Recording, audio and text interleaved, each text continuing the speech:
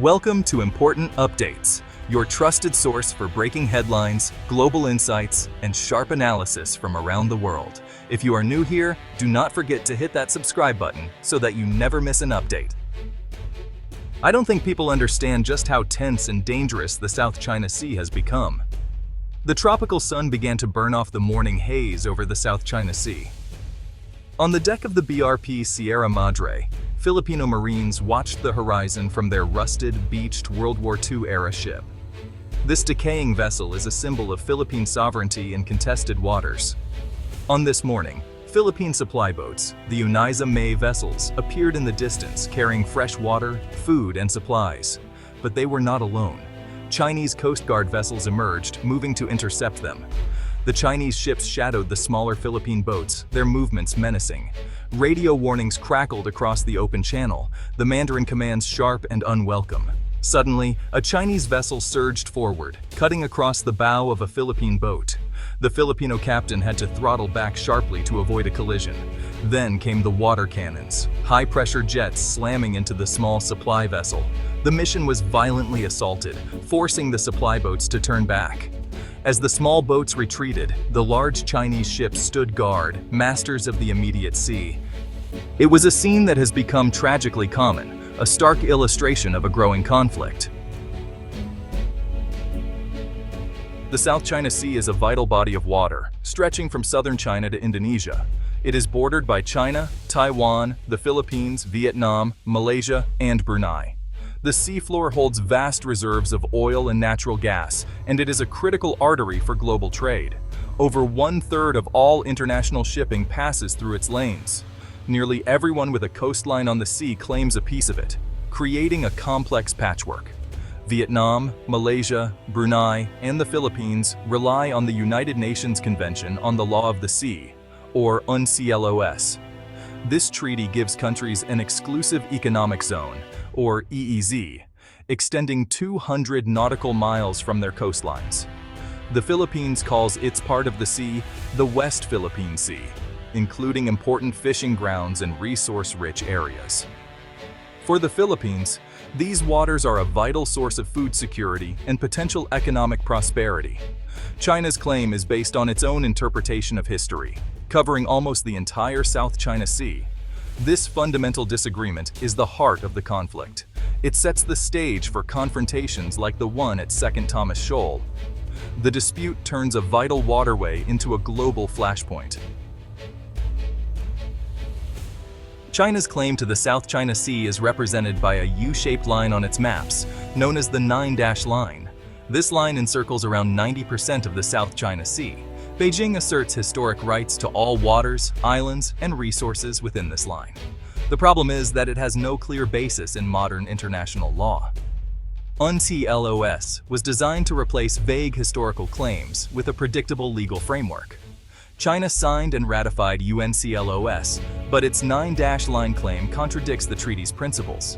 In 2013, the Philippines initiated an arbitration case against China under UNCLOS.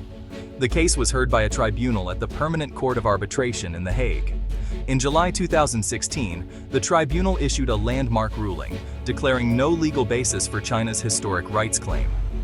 The ruling stated that features like Scarborough Shoal are within the Philippines' EEZ. The Philippines has the sole right to resources in those areas. However, Beijing rejected the ruling, calling it null and void. China continues to enforce its 9-dash line claim with its powerful Coast Guard. Law exists on paper, but power rules on the water. To enforce its claims, China employs gray zone tactics, aggressive actions below the threshold of war. Instead of using its navy, China uses its Coast Guard and a fleet of fishing boats as a maritime militia. These vessels allow Beijing to harass and control areas while maintaining deniability.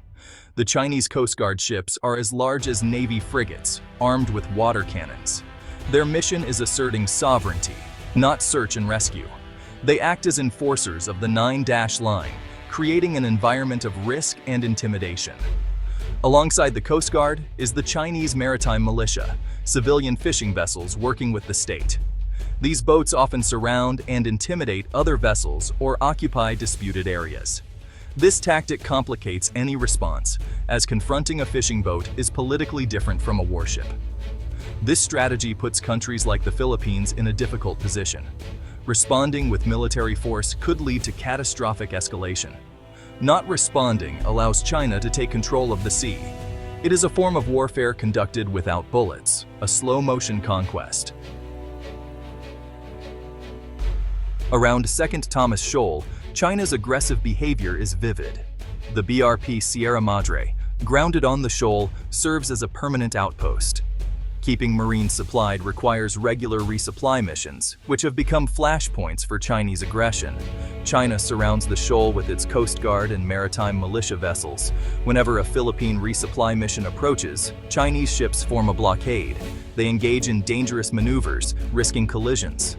The most notorious tactic is the deployment of powerful water cannons. These high-pressure jets cause significant damage and injury. In March 2024, a water cannon attack on the Uniza May 4 injured crew members and damaged the vessel. These actions are intended to intimidate and harm. By using water cannons, China asserts dominance without firing a bullet.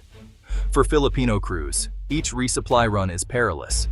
They face threats of being rammed or injured within their own maritime zone. This violence is why the Philippine government's language has hardened. Philippine leaders have begun using the word piracy to describe Chinese actions. This choice is deliberate and strategic.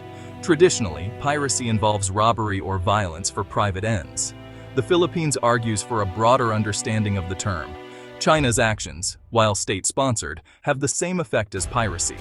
The Chinese Coast Guard illegally boards Philippine vessels, seizing supplies. The legal definition of piracy under UNCLOS is specific, involving private ends. Because the Chinese Coast Guard acts on government orders, its actions don't fit the strict legal definition. Despite legal nuances, the political power of the word piracy is undeniable. It frames China as a lawless actor on the high seas. By calling it piracy, the Philippines makes a moral and ethical argument. It appeals to a global audience, painting China as a bully. The goal is to strip China's actions of legitimacy and rally international opinion.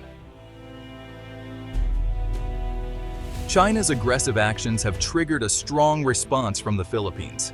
Under President Ferdinand Marcos Jr., Manila has adopted assertive transparency. The Philippine Coast Guard and military document China's behavior, releasing videos and photos. This strategy exposes China's tactics, making denial impossible.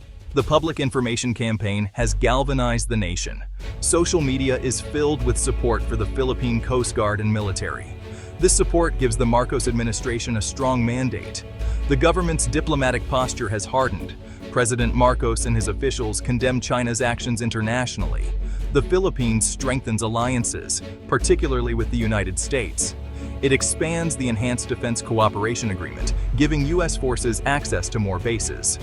The Philippines builds a coalition of like-minded nations. It deepens security ties with Japan, Australia, and European nations. The strategy is clear: build a network of partners to uphold a rules-based order. The Philippines' strategy has drawn global attention to the South China Sea. The most significant response comes from the United States. Washington condemns China's actions, reaffirming the U.S.-Philippines Mutual Defense Treaty.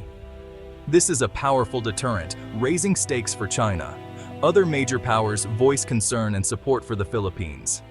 Japan provides the Philippine Coast Guard with patrol vessels. Japan increases joint training. Australia calls for disputes to be resolved under international law. European countries express concern over actions endangering peace. The G7 opposes unilateral attempts to change the status quo by force. However, the international response is not monolithic. Many Southeast Asian countries are reluctant to criticize Beijing. China is their largest trading partner, creating a challenging dynamic.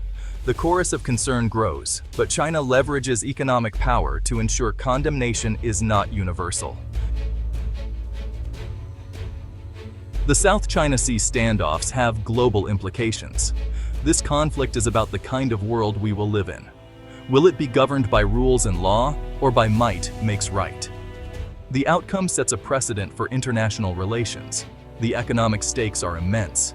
The South China Sea is a superhighway for global commerce. Any conflict disrupting this traffic would impact the global economy. Ensuring freedom of navigation is in every trading nation's interest. The situation tests international alliances and security architecture. The U.S. has a treaty obligation to defend the Philippines. An escalation could draw the U.S. into conflict with China. The credibility of U.S. security guarantees is on the line. The international community faces the challenge of de-escalating tensions. The world watches the West Philippine Sea as it defines power and peace for the 21st century.